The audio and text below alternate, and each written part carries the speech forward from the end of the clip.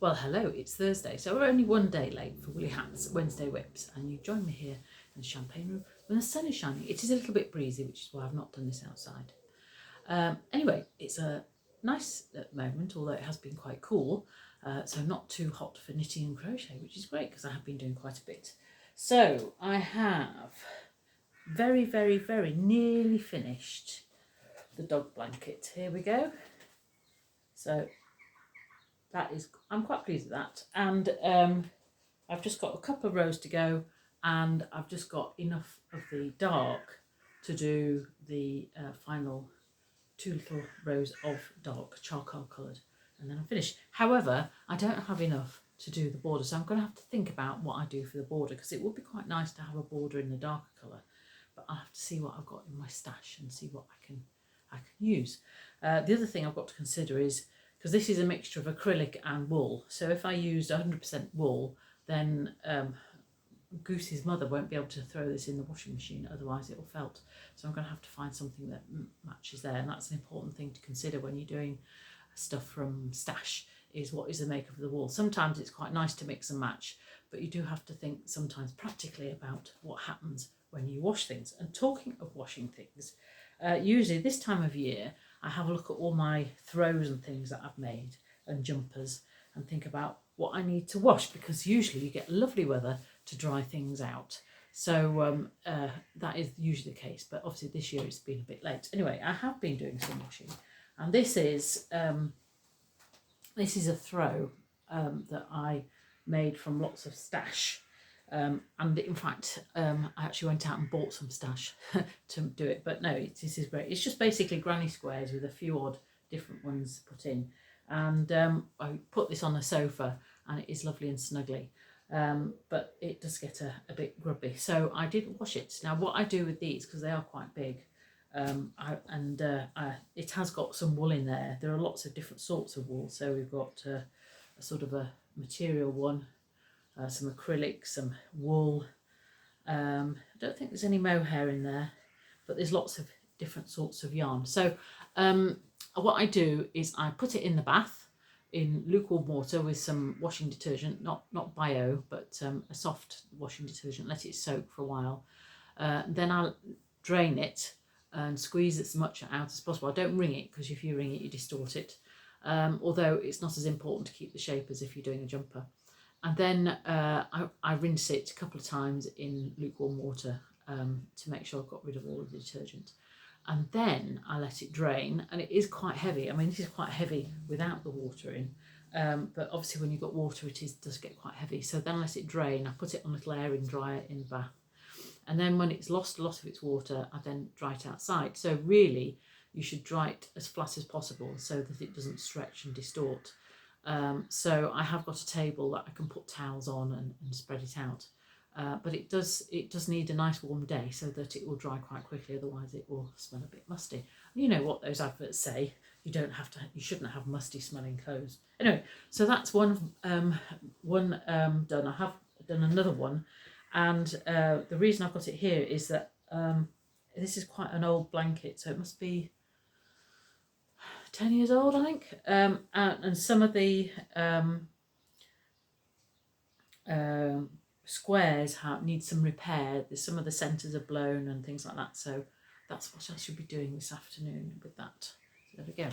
So the other thing is, there's lots of things in the diary I thought I'd tell you about, because after I went to Wonderwall, some of you said, why didn't you tell us about it? So what I'm going to do is I'm going to tell you about some lovely things coming up. So if you're in Devon this weekend, there's the South Molton open day at the John Arbor Mill. Excuse me, I've got a hair in my mouth. The 8th and 9th of June, also this coming weekend, the lovelily named the Wool Monty. Now, where do you think that is? It's in Rotherham, near Sheffield.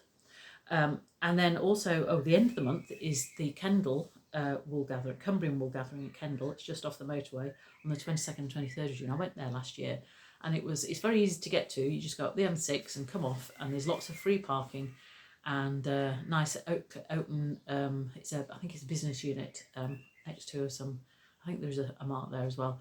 But it's not a huge show, but it is. They do have a nice selection, and the people like the Yarn Badger go there, and there's a nice lady from Skips and Got a Shop goes there. So there's lots of northern type things as well. So it's a nice one to have a look around if you're up in that area, either in the Yorkshire Dales or the Lake District at the end of June. And what else is going on? Oh yes, and then in July you have Yarningham in Birmingham, 13th and 14th. And in August there's Newcastle, there's the North East Wool Show. Now I went to one many years ago before COVID, but it didn't happen again because I think the second one would have been COVID year, and I don't think they're out again. So it might be interesting to go. But there's one that looks really interesting, which is the Perth Scottish Yarn Festival, which is interesting because I've actually got something to do on the 7th of September. I'm doing a barbecue. So whether I can whiz up to to Perth, after that, I don't know. But Scottish Yarn Festival sounds rather good, doesn't it? I did go to one in Glasgow a few years ago, but that'll be good. So there's some coming up. The other things to put in your dates in your diary is this Saturday, or Sunday.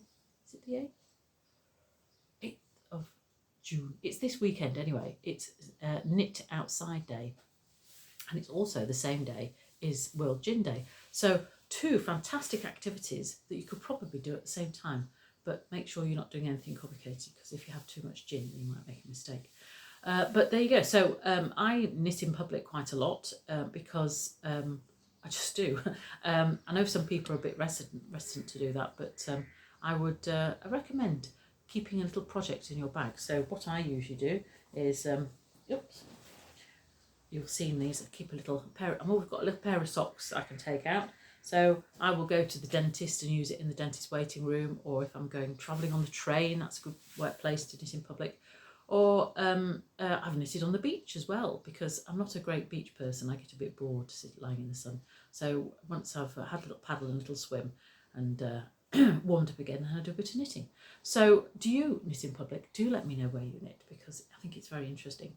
You get to, it's like a bit like having a dog. It's people come up to you and say, oh, what are you knitting? What are you making? Is that crochet or is that knitting? And then you get into a conversation. And then there are other fellow knitters that come along and knit and say, hello, what are you doing? And you get into really interesting conversations. When I was in Costa Rica, that was just before COVID actually, the year before, 2019, I was in a cafe knitting the sleeve of a jumper, which I've been knitting for ages, and I was determined to finish it.